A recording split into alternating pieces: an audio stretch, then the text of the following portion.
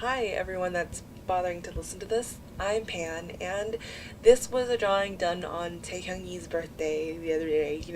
Taehyung from BTS. I'm probably butchering his name because, first of all, I am not Korean, I am Asian American, so I'm sorry.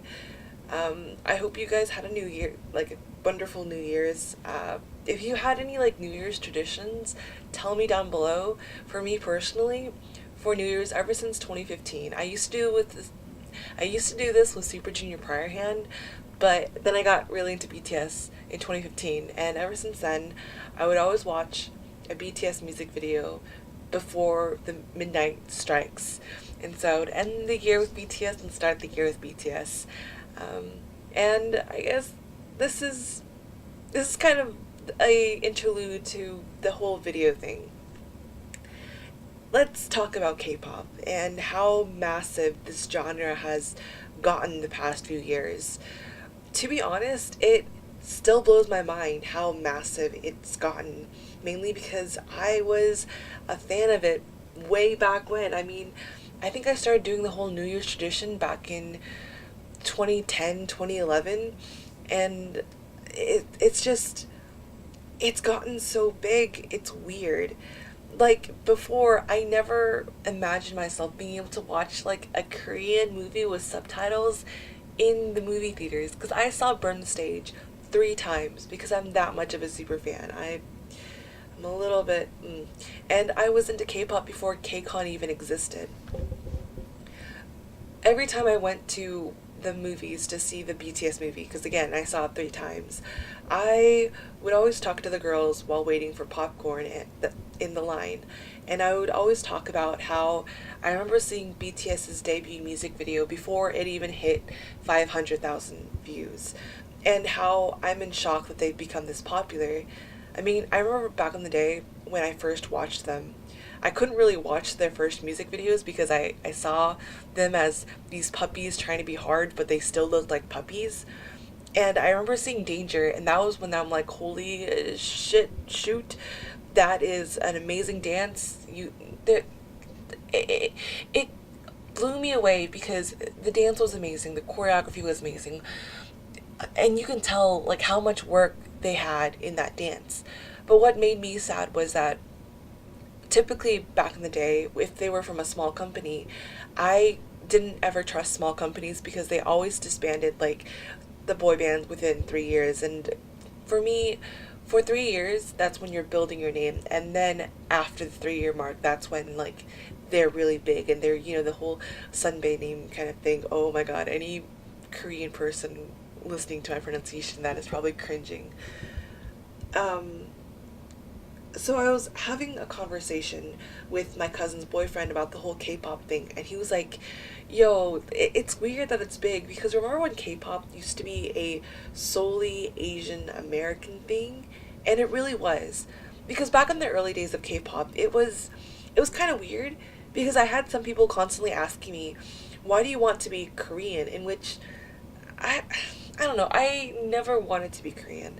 I was obsessed over Korea back then, but I never wanted to be Korean. I wish I could read it. I wish I could live there, but I never wanted to be Korean because I knew that I was Vietnamese.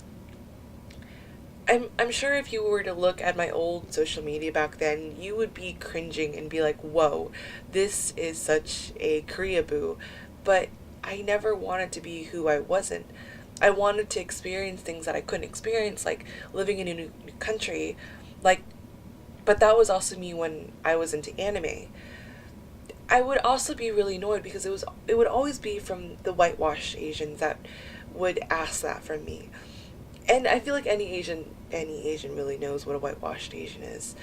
Back in the day, the Asians that kind of wanted to be a part of their culture but didn't want to talk to their parents about it were the ones that would watch Asian dramas and watch anime and listen to K-pop and so on and so forth because it was just generally popular in Asia.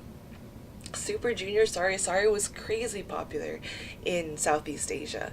It was a huge explosion. I think, I don't remember when they coined the term Hallyu Wave, but it was, I think, 2008, 2009. Meanwhile, it's no, I'm not going to get on that tangent. And going to high school with this love for K-pop was still unpopular, and it was still a very niche thing. Finding friends was difficult.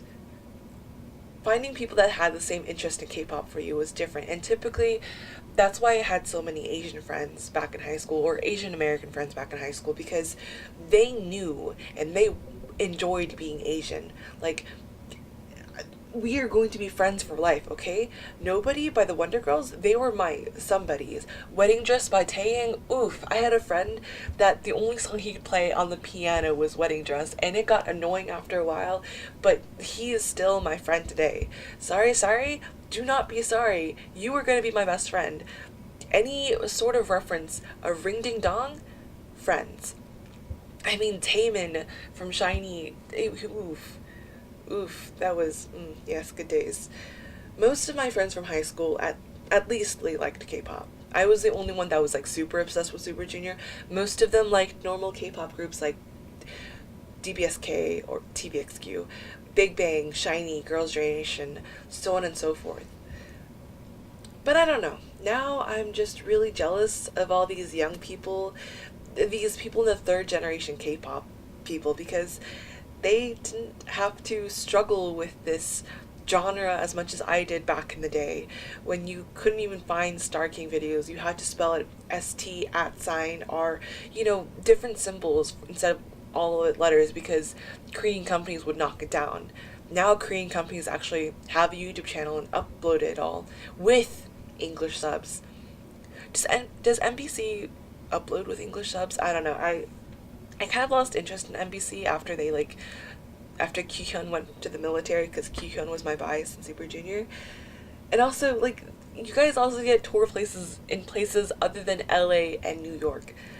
Chicago is a thing now, and then Texas is a thing, which, oof, makes me so happy. KCON is a thing. You can see BTS in theaters. It's just, I'm jealous. That's what I'm saying. I'm not angry at how big K-pop has gotten, because honestly, I wish that it was this big when I was in high school. Although I am a bit nostalgic of the days when it used to be unpopular, because again, I listened to K-pop before Gangnam Style got popular.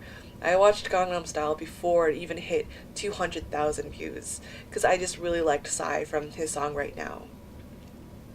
Of course, with K-pop being such a big thing now, it's a little bit awkward seeing the rise of extreme Koreaboos. It was kind of cringe already, but now it's just oof. With how accessible cameras are, I'm so glad. I am so glad. A lot of videos back when I was in high school that being a cringy Koreaboo, that they're gone. I see those videos going, yes, youth, yes. I was there, and you will hate yourself right where you are, just like how I hated myself back when I was oh god, it's just cringe. It's just all a part of character development. Again, never wanted to be Korean, but was just cringily obsessed with Korea. Now, the only time I'm cringy is with my Korean friends, and that's on purpose, because I enjoy being an edgy cringe lord and harassing my guy friends and calling them oppa, even though they're literally cringing as I'm saying that. That is fun. Anyways, I hope you like this video. What did you do for New Year's? And what did you at Taehyung with? And also, can someone tell me what to do on each member's birthday? Because I was really confused. I had Taehyung as my profile picture and as an art piece as my banner on Twitter, but I don't know, it wasn't as crazy as it was with Jin's birthday. So if anyone can tell me that, I would really appreciate it. And follow me on Twitter, because that's where all the hot BTS memes start. Anyways, thank you so much for listening to me ramble on, and I will talk to you next time. Bye.